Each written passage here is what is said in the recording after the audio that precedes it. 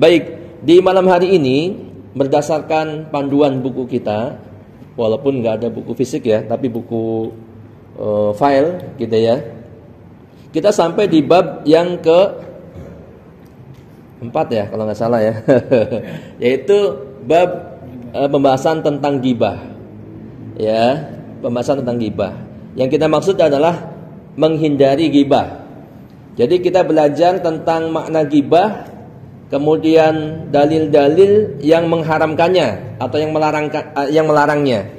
Sehingga kita berusaha untuk menghindari ghibah karena ini termasuk salah satu dosa besar, ya. Baik. Mungkin sebagian kita barangkali ya, dan kaum muslimin mungkin yang menyaksikan belum tahu istilah ghibah. Kalau diistilahkan di Indonesia kan insyaallah semuanya tahu. Ya, ghibah itu kalau di Indonesia kan di bahasa gaulnya itu gosip. Gosip itu katanya berasal dari bahasa Inggris ya. Ada yang mengerti bahasa Inggris di sini? Gosip katanya. Gosip. Bukan gosip. Ya, gosip itu menggunjing, ya. Menggunjing. Kalau bahasa Jawa itu ngerasani. Antum tahu enggak orang Purwokerto bahasa Jawa, ibunya enggak tahu. Ngerasani. Kalau bahasa Sunda apa? Orang Sunda mana? Ngerumpi bahasa Betawi benernya. Ngerumpi tapi ngerumpi ngomongin orang. Ya, bahasa Indonesianya menggunjing. Itu ghibah. Ya. Tapi kalau kita sebut menggunjing saja, terkadang orang masih belum benar dalam memaknainya. Ya, terkadang padahal dia sedang berghibah, dia rasa tidak berghibah. Kenapa? Karena dia merasa membicarakan keburukan orang sesuai dengan realitanya. Ya, memang yang dia bicarakan sesuai dengan realita keburukan si A misalkan. Dia bicarakan begitu. Nah, orang yang membicarakan ini dia seolah-olah merasa tidak sedang berghibah sebab itu sesuai dengan realita. Nah, padahal inilah yang dimaksud dengan ghibah. Justru itu ghibah. Kita lihat definisi ghibah. Tentunya definisi yang terbaik adalah yang disampaikan oleh Rasulullah sallallahu alaihi wasallam. Ya, dalam hadisnya di sini sebutkan sebentar. Hadis riwayat Muslim, Abu Dawud dan At-Tirmizi, ya. Antum bisa lihat dalam buku itu. Jadi Abu Hurairah anna Rasulullah sallallahu alaihi wasallam qala atadruna mal ghibah. Dari Abu Hurairah Rasulullah sallallahu alaihi wasallam bersabda, tahukah kalian apakah itu ghibah? Apa itu ghibah? Ini satu gaya bahasa ya supaya orang perhatian. Kalau kita bilang, "Hai, harga, tahu enggak antum apa itu ghibah?" Pasti, "Oh, apa sih Ustaz?" gitu kan. Apa ghibah apa sih? Gitu. Nah, pun demikian Rasulullah menggunakan bahasa pertanyaan. Tahukah kalian apa itu ghibah? Nah, kemudian para sahabat tidak sok tahu. Enggak kayak kita, oh gimana gitu misalkan sok tahu gitu kan. Para sahabat justru mengatakan qalu Allah wa rasuluhu a'lam. Allah dan Rasulnya yang tahu. Ya, kami enggak tahu ya Rasulullah, kalau bahasa kita Allah dan Rasulnya yang lebih tahu. Qala, kemudian Rasulullah bersabda, yang dimaksud dengan ghibah, beliau mengatakan dzikruka akhaka bima takrahu, yaitu membicarakan apa-apa yang ada pada saudaramu, ya, apa yang tidak disukainya. Itu ghibah. Ya, membicarakan saudara kita apa-apa yang kalau dibicarakan, kalau dia tahu sedang dibicarakan dia nggak suka. Itu ghibah. Ya, contohnya nanti banyak lah gitu ya. Contoh misalkan tentang kebiasaan jelek seseorang, kalau dia dibicarakan di depan orang banyak atau di depan orang lain, pasti dia nggak mau, nggak suka.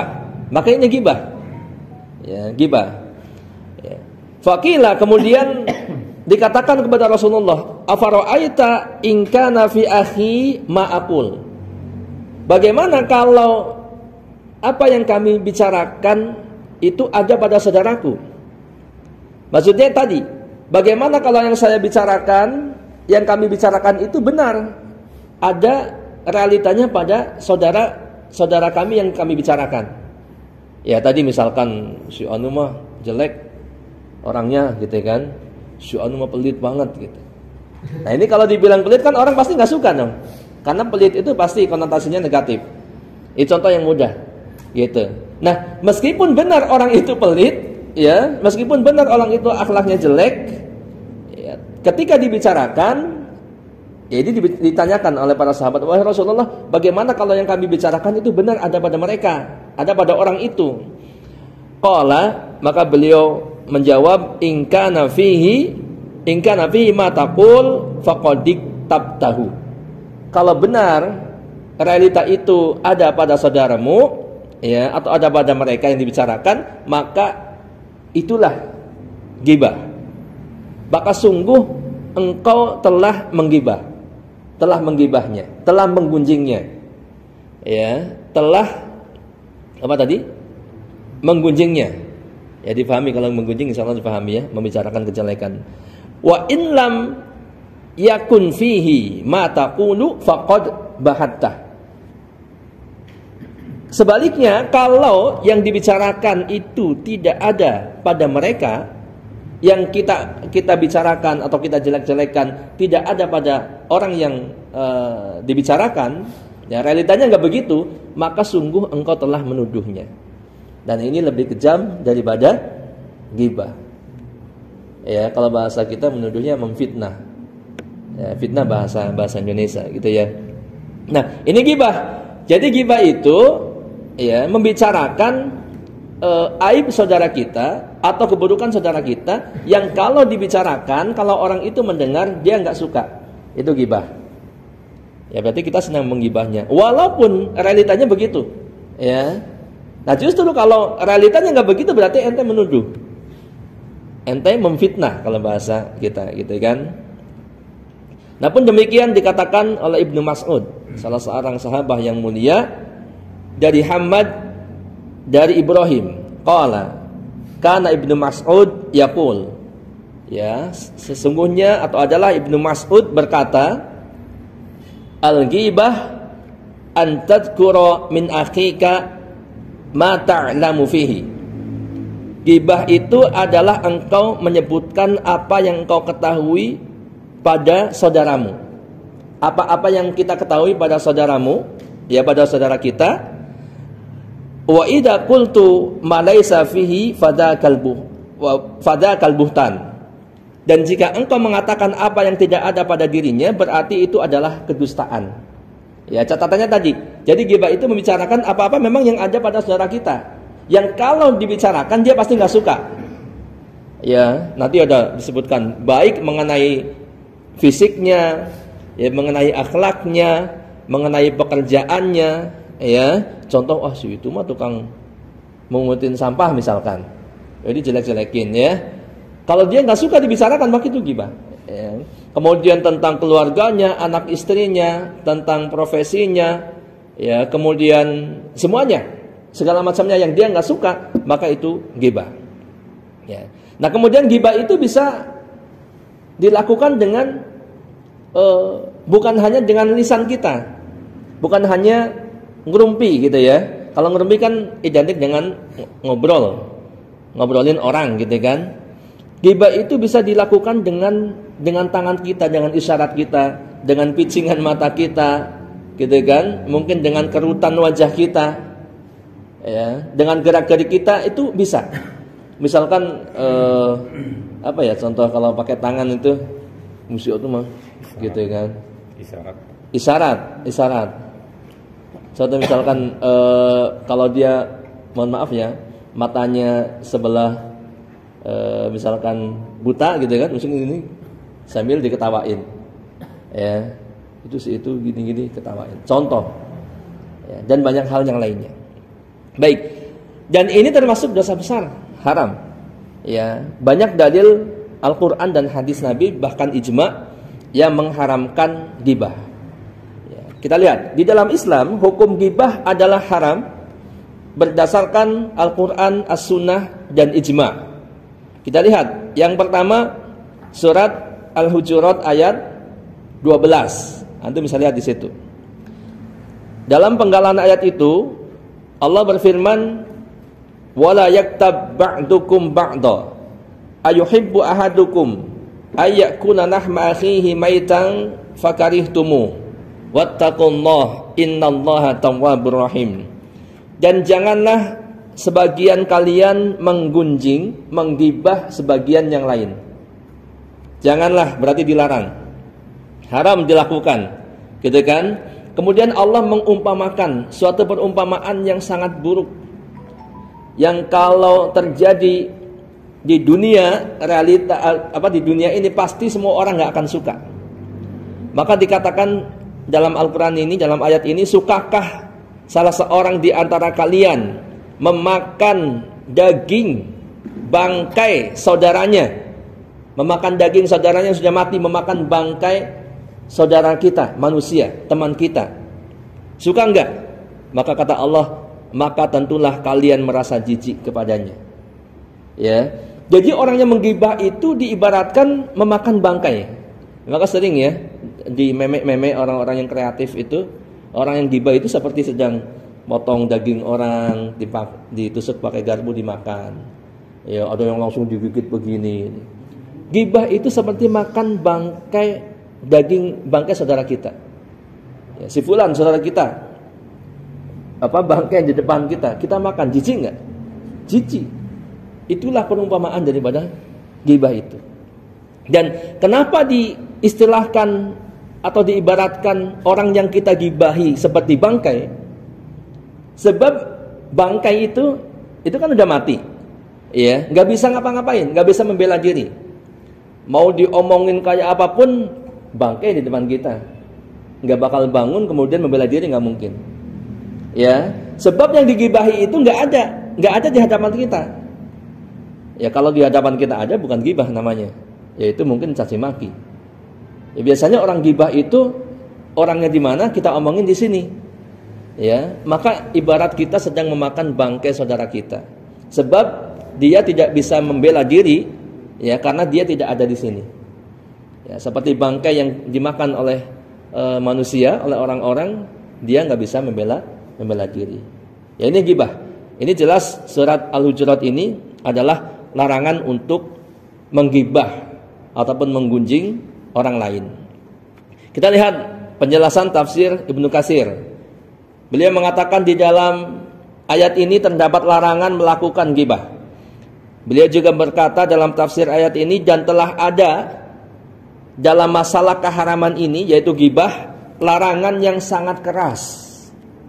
Jadi bukan hal yang remeh, yang ringan. Larangan yang sangat keras. Dan oleh karena inilah Allah menyerupakan dengan memakan daging manusia yang telah mati. Sebagaimana dalam firman-Nya tadi, ya, ayuhibba ahadukum ayakula lahma akhihi maitan fakarihtumu.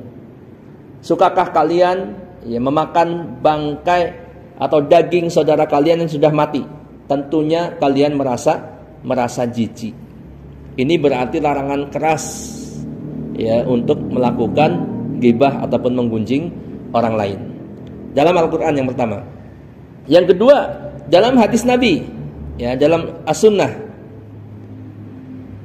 Di antara dalil dari As-Sunnah yang mengharamkan gibah adalah sebagaimana yang disebutkan oleh Ibnu Hajar, bahwasanya Imam Ahmad rahimahullah dan Imam Ibnu Majah rahimahullah mengeluarkan hadis dari Abu Bakrah. Dia berkata, Nabi melewati 2 kuburan yang penghuninya sedang diadab. Jadi Rasulullah suatu ketika melewati 2 kuburan yang di dalam kuburan itu penghuninya sedang diadab. Ya. Lantas beliau bersabda bahwa kedua kubur itu diadab tidaklah karena sesuatu yang berat. Ya, bukanlah karena sesuatu yang berat untuk ditinggalkan. Kemudian beliau menjelaskan, jadi masalahnya memang sebenarnya bukan satu yang berat, ya, untuk dijauhi atau untuk ditinggalkan. Maka beliau bersabda, wa ma yu'adzibani illa fil baul wal ghibah. Tidaklah kedua penghuni kubur itu tidaklah disiksa melainkan karena ghibah dan Al-baul wal gibah. Al-baul itu kencing, pipis dan gibah. Ya, kalau nggak salah maksudnya adalah dia pipis tapi pipisnya sembarangan, kemudian menyiprat ke anggota badannya ataupun pakaiannya. Ya, kadang orang seperti itu, pipis di pinggir jalan, orang lewat lalu lalang cuek aja gitu ya. Setelah itu boro-boro cebok, boro-boro istijmal gitu kan, apalagi istinja, langsung aja. Nah, bagaimana itu kan? Dipastikan itu air pipisnya terkena pakaiannya, kan begitu. Nah, itu kan satu hal yang ringan sebenarnya. Maka Rasulullah mengatakan bukanlah dia diazab karena satu yang berat untuk ditinggalkan, ringan. Termasuk ghibah sebenarnya ringan. Kalau kita bisa mengontrol lisan kita, ya kemudian syahwat kita untuk ngomongin orang lain, maka insya Allah kita selamat dari ghibah. Ya minimal tidak setiap saat ngomongin orang terus gitu. Setiap ketemu orang ngomongin si itu. Kemarin ngomong itu lagi. Ya dikiranya kita belum dengar gitu kan, ngomong terus. Ya. Nah, karena memang ada motif lain-lain macam-macam. Ada yang memang pengen merendahkan orang lain supaya dia lebih naik gitu kan, sehingga dia ngomongin terus. Baik. Kemudian Ummu Abdillah Al-Wadi'iyah, ya kurang lebihnya begitu, dia berkata ghibah itu diharamkan sedikit maupun banyak, apalagi banyak. Sedikit diharamkan, apalagi banyak. Mirip seperti apa? Khamar. Sedikit juga haram. Ya, banyaknya apalagi gitu kan. Kemudian di dalam Sunan Abu Dawud tercantum sebuah hadis yang diriwayatkan dari jalan Aisyah radhiyallahu anha. Beliau berkata, ini Aisyah radhiyallahu anha. Ya, ini menjadi pelajaran buat kita. Beliau mengatakan hasbuka min Safiyah kada wa kada. Wahai Rasulullah, cukuplah untukmu Safiyah itu demikian dan demikian. Ya, ini Aisyah tentunya tidak bermaksud untuk menjelekkan gitu ya. Kemudian qala ghairu musaddad yakni qasirah. Ya kurang lebih maknanya salah seorang periwayat hadis menjelaskan maksudnya adalah bahwa Safiyah itu orangnya pendek, tidak tinggi. Ya, mungkin tidak semampai lah gitu ya. Faqala, maka Rasulullah sallallahu alaihi wasallam kemudian bersabda, laqad qulti kalimatan law muzijat bima'il bahri lamazajathu. Sungguh engkau telah mengucapkan, Aisyah telah mengucapkan sebuah kalimat yang seandainya kalimat itu, yang kalimat kada wa kada, ya, Safiyah itu pendek. Ya, satu kalimat itu, kalau kalimat itu dicampur ke dalam lautan, maka sungguh itu akan mempengaruhinya, akan merubah air lautan itu. Luar biasa dahsyatnya. Ya, antum bayangkan lautan kalau dicelupin, kalau air air putih segelas ini ya misalkan ya, dicelupin kopi sedikit, oke lah bisa hitam. Tapi ini selautan. Kalau dicelupin kata-kata ghibah tadi, yang ngomongin orang, merendahkan orang lain, membicarakan kejelekan orang lain, itu bisa merubah air laut tersebut. Dahsyat nggak? Dahsyat. Jadi jangan anggap enteng ini. Jangan merasa nggak berdosa kita ngomongin orang. Ya, sebab ngomongin orang, merendahkan orang itu sama dengan merendahkan harga dirinya, menjatuhkan harga dirinya, kan begitu? Ya, boleh jadi dengan ghibah yang dilakukan oleh kita kepada orang lain bisa hancur harga dirinya, ya, karakternya bisa hancur. Orang nggak percaya lagi sama dia, padahal harusnya kita tutup-tutupin. Ya. Nah, dalam hadis riwayat Muslim dikatakan kullul muslim 'alal muslim haram. Haram apanya? Setiap muslim terhadap muslim yang lain itu haram. Apanya? Damuhu wa 'irduhu wa maluhu. Haram darahnya, kemudian kehormatannya dan juga hartanya. Tidak boleh ya, dizalimi. Apanya? Darahnya tidak boleh ditumpahkan, tidak boleh lukai walaupun sedikit. Haram. Ya, kemudian wa irdihi, kehormatannya tidak boleh direndahkan, tidak boleh dihancurkan. Wa malihi, ya, atau wa maluhu, dan hartanya pun sedikit pun tidak boleh diambil kecuali dengan cara yang saling ridho. Ya, contohnya bisnis jual beli itu silahkan. Tapi kalau didolimi sedikit pun tidak boleh. Haram hukumnya. Ya. Nah ini hadis dalil dari hadis. Ya, tadi Al-Qur'an kemudian hadis, dan ana rasa masih banyak hadis yang lain kalau kita mau gali. Yang ketiga, dalil dari ijma'. Tahu ijma'? Ijma' itu kesepakatan.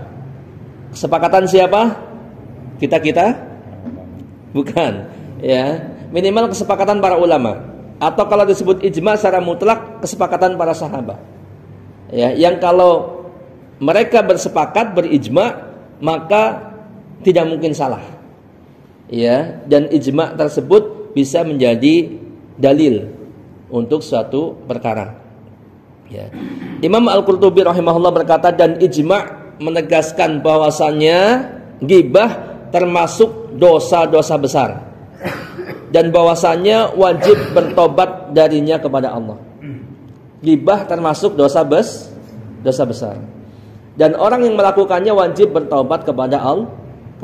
Sebab dosa besar itu tidak hapus dengan kebaikan-kebaikan yang lain, dan dia akan terhapus dengan bertaubat kepada Allah. Ya, nanti cara bertobatnya kita akan sampaikan kalau ada waktu. Baik, ini sebelum masuk ke poin selanjutnya, ghibah difahami? Faham ya? Ghibah. Jadi nggak ada lagi mengelak orang yang saya bicarakan itu benar sama dia. Ya, justru itu adalah ghibah. Kalau nggak ada berarti menuduh, buhtan, dan itu lebih dahsyat daripada ghibah. Ya, sebab menuduh itu mengatakan keburukan kepada saudara kita apa-apa yang tidak ada padanya. Ini kan luar biasa, gitu kan? Dolimnya luar biasa. Baik, selanjutnya sedikit lagi. Ada ghibah yang diperbolehkan. Oh, ini senang. Nggak senang gitu ya. Iya. Ghibah yang diperbolehkan. Ya, kita lihat, saya bacakan paragraf-paragrafnya. Ibnu Katsir rahimahullah mengatakan di dalam kitab tafsir beliau, ghibah itu haram berdasarkan kesepakatan kaum muslimin, ijma' berarti. Dan tidak dikecualikan darinya satu bentuk ghibah pun kecuali apabila terdapat maslahat yang lebih dominan, sebagaimana dalam konteks jarh wa ta'dil. Tidak boleh menggibah kecuali kalau ghibah itu diperlukan dan di dalam ghibah itu terdapat maslahat yang lebih dominan. Ya, seperti jarh wa ta'dil. Ini dalam ilmu hadis. Jarh wa ta'dil itu semacam mencela, dan jarh mencela, menjarah. Ta'dil itu memuji. Berarti orang itu adil, orang itu lurus gitu.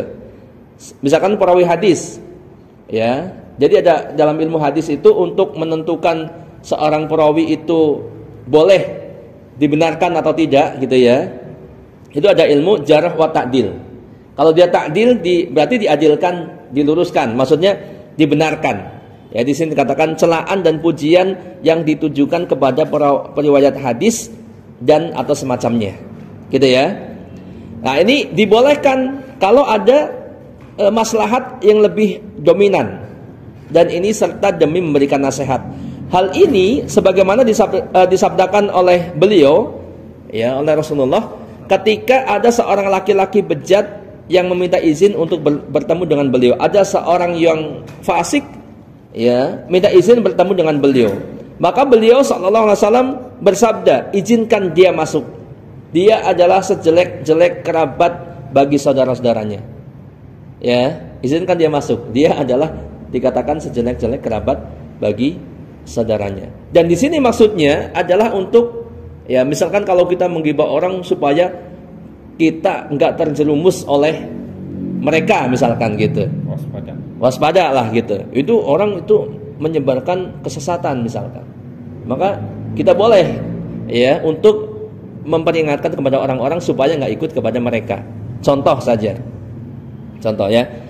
Kemudian Imam Nawawi rahimahullah menjelaskan bahwa ghibah dibolehkan karena adanya tujuan yang dibenarkan oleh syariat yang tidak mungkin tujuan itu tercapai kecuali dengan menempuh cara ini, yaitu cara membicarakan keburukannya. Ya, ada beberapa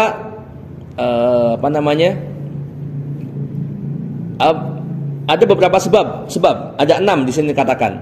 Jadi yang boleh itu seperti apa ghibah itu? Yang pertama yaitu dalam rangka mengadukan kezaliman kepada penguasa dan hakim.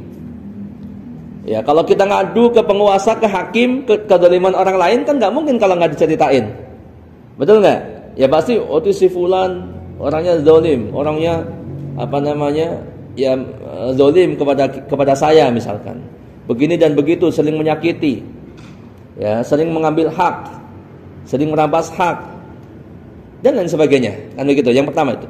Yang kedua, dalam rangka untuk meminta fatwa kepada syekh, ya kepada ustadz, kepada kiai misalkan. Ya syekh, bagaimana si fulan tetangga saya orangnya begini begitu. Kita ceritakan kejelekannya, gitu kan? Nah, ini dalam rangka untuk meminta fatwa. Memang benar-benar kita butuh jawaban daripada apa yang selama ini menjadi beban benak kita, pertanyaan gitu. Bukan dalam rangka untuk sekedar menjelek-jelekan tetangga kita atau saudara kita. Yang ketiga, dalam rangka meminta bantuan demi untuk mengubah kemungkaran dan mengembalikan pelaku maksiat agar kembali kepada kebenaran. Ya.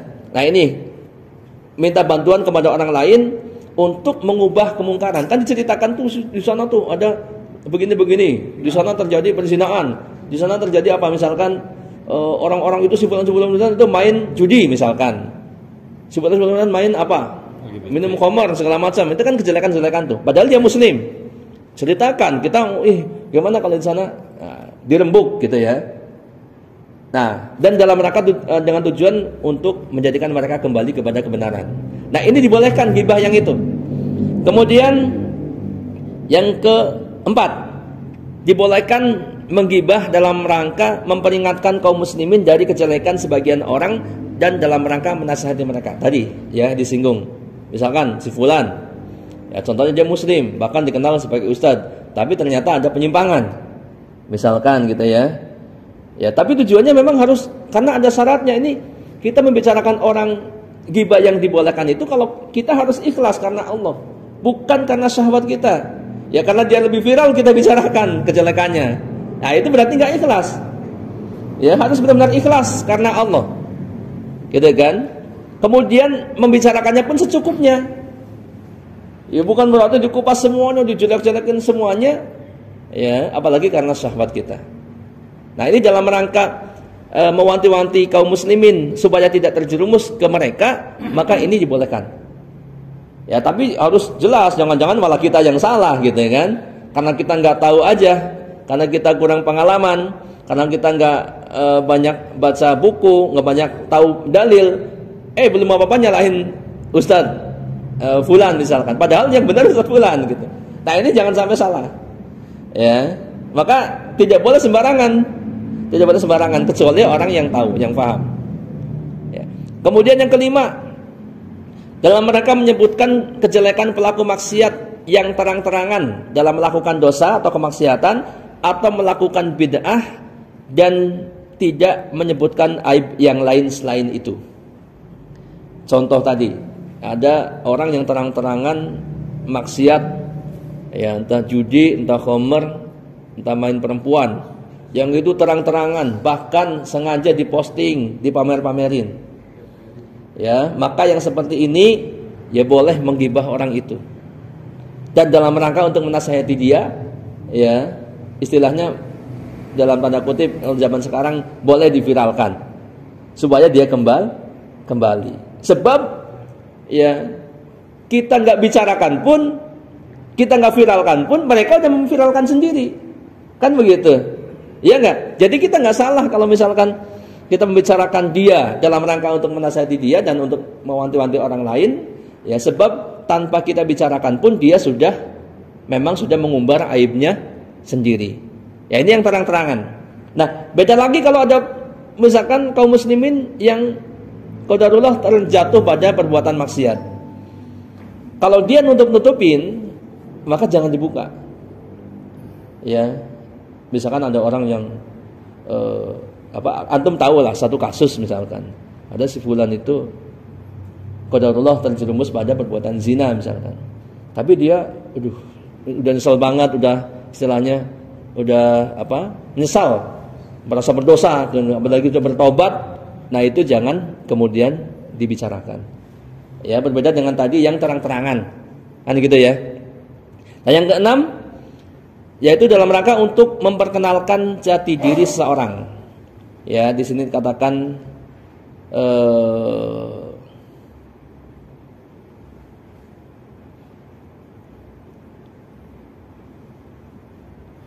ya, di sini disebutkan seperti contoh apabila ada orang yang lebih populer dengan julukan Al-A'raj.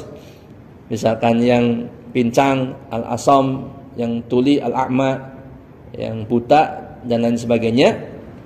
Ya, kalau ini dalam rangka bukan untuk mencela gitu kan. Oh, itu iya, memang sebutannya itu supaya antum faham. Antum tahu enggak si fulan? Antum bertanya yang mana sih gitu kan? Itu si buta. Itu yang itu yang misalkan tadi yang bilang itu yang matanya buta sebelah. Nah ini kan memang keburukan ya dalam tanda kutip. Tapi dalam rangka untuk memperkenalkan ke antum, nggak apa-apa kita sebutkan. Tapi jangan dijelek-jelekin gitu. Nah apalagi itu yang soleh banget tuh. Tapi kadang-kadang matanya misalkan nggak. Bukan niat untuk menghina. Iya bukan niat untuk menghina. Tapi untuk memperkenalkan, maka ini boleh. Jadi antum jangan katakan, oh itu Ustaz Anas menggibah orang gitu. Padahal kita lagi itu si fulan itu, iya. Kalau disebut ganteng, padahal nggak ganteng nanti. Hitam gitu. Itu ya itu hitam. Itu yang hitam yang gitu. Gitu. Kalau yang makan banyak banget tuh. Nah itu. Nah ini jadi ada gibah yang dibolehkan, tapi syarat-syaratnya tadi yang disebutkan. Nanti antum kalau mau baca lagi bisa, ya nanti kita kasih filenya ke antum. Tapi yang jelas semua itu harus hati-hati, jangan karena syahwat kita. Tapi secara umum gibah itu haram hukumnya, bahkan masuk kepada dosa besar. Peringatannya pun sangat keras, sampai-sampai dalam surat Al-Hujurat ayat 12 tadi dikatakan, sukakah kalian memakan daging saudara kalian yang sudah mati bangkai manusia? Tentu kita akan merasa jijik. Dan itu satu tanda, satu isyarat bahwa gibah itu pelarangannya sangat kuat, sangat keras. Nah inilah Masya Allah ya satu hikmah betapa ajaran Islam itu sangat luar biasa. Ya menjaga kehormatan seorang muslim. Gitu kan? Sampai gibah ngomongin orang walaupun benar terjadi pada mereka itu tidak boleh. Ya dengan begitu banyak kehormatan kaum muslimin terjaga. Kan luar biasa ya. Coba antum bayangkan kalau gibah nggak dilarang, mungkin udah hancur banyak kehormatan orang lain. Wallahu a'lam bishawab. Ini sedikit yang bisa disampaikan, sengaja supaya cepat gitu kan, supaya nggak terlalu malam karena sebagian dari ikhwah itu jauh rumahnya, termasuk anak. Ini dari dekat sekarang. Ya, jadi anak rasa cukup dan saya kembalikan kepada Ustaz Abu Fakih. Silakan. Baik, syukran jazakallahu khairan ya atas materi yang telah disampaikan.